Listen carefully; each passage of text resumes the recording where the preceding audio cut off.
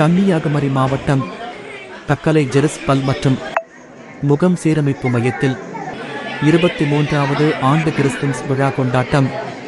2 நீதிபதிகள் பங்கேற்பு. செவிலியர்கள் மற்றும் மருத்துவர்கள் நடனம் ஆடிய காட்சி பார்வையாளர்களை வெகுவாக கவர்ந்தது. கன்னியாகுமரி மாவட்டம் தக்கலை ஜெருஸ் பல் மருத்துவமனையில் ஒவ்வொரு ஆண்டும் கிறிஸ்துமஸ் பண்டிகை கொண்டாடுவது வழக்கம். இந்த ஆண்டும் 23வது கிறிஸ்துமஸ் பண்டிகை கொண்டாடப்பட்டது. நிகழ்ச்சிக்கு நிர்வாக இயக்குனர் டாக்டர் பிளாட்டின் தலைமை தாங்கினார். இணை நிர்வாக இயக்குனர் பெனிலா ஆசீர் முன்னிலை வகித்தார். கஞ்சிகுழி சேகர சபை உதவி போதகர் தங்கச்சன் ஜெபம் செய்தார். போதகர் பெல்சன் கிராமணி கிறிஸ்து பிறப்பின் மகிமை குறித்து பேசினார். பொறியாளர் அன்பையா கிறிஸ்துமஸ் கேக்கை வெட்டி நிகழ்ச்சியை துவக்கி வைத்தார். நிகழ்ச்சியில் சிறப்பு விருந்தினராக கலந்து கொண்ட குற்றவியல் நீதிபதிகள் பிரவீன் ஜீவா, மகேஷ் குமார், மருத்துவர்கள், செவிலியர்கள், பணியாளர்கள் மற்றும் பயனாளிகளுக்கு கேக் மற்றும் நலத்திட்ட உதவிகளை வழங்கி விழாவை சிறப்பித்தனர். தொடர்ந்து மருத்துவர்கள், செவிலியர்களின் நடன நிகழ்ச்சி நடைபெற்றது. இது பார்வையாளர்களை வெகுவாக கவர்ந்தது.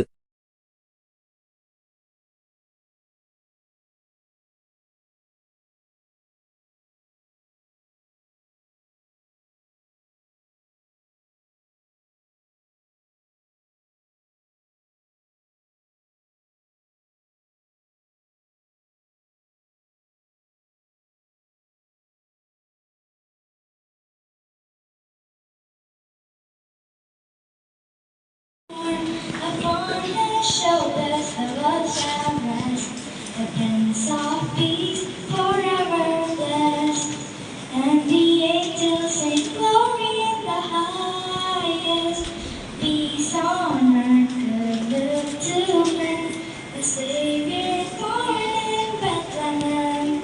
The light has come, the light has come.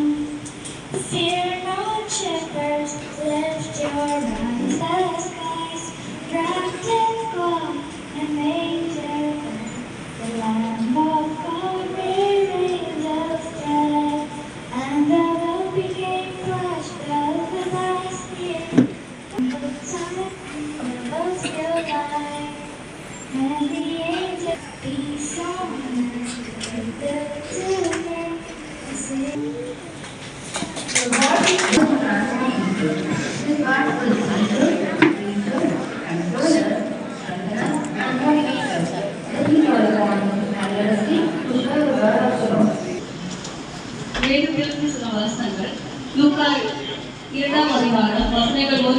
குடிமதிப்பு எழுதப்பட வேண்டும் என்று அவசராயினால் கட்டளை பிறந்தது. எழுதபோது இந்த முதல் குடிமதிப்பு எழுதப்படும் படித்து எல்லாரும் தங்கள் தங்கள் குடும்பத்தாரமாய் இருந்தபடினாலே தனக்கு மனைவியாக நியமிக்கப்பட்ட கர்ப்பவதியான மரியாளுடனே குடிமதிப்பு எழுதப்படும்படி அவளுக்கு பிரசவ காலமாகவே பெற்று சத்திரத்திலே காத்துக் கொண்டிருந்தார்கள். அவர்களிடத்தில் வந்து நின்றார். கர்த்தருடைய மகிமை அவர்களை சுற்றிலும் பிரகாசித்தது. அவர்கள் மிகவும் பயந்தார்கள். தேவதூதன் அவர்களை நோக்கி, பயப்படாதிருங்கள், இதோ நானும் வாசிக்கப்பட்ட நற்செய்தி பகுதியிலிருந்து தான் நானும் சில காரியங்களை யோசித்து நான் அதிக நேரத்தை எடுக்கவில்லை.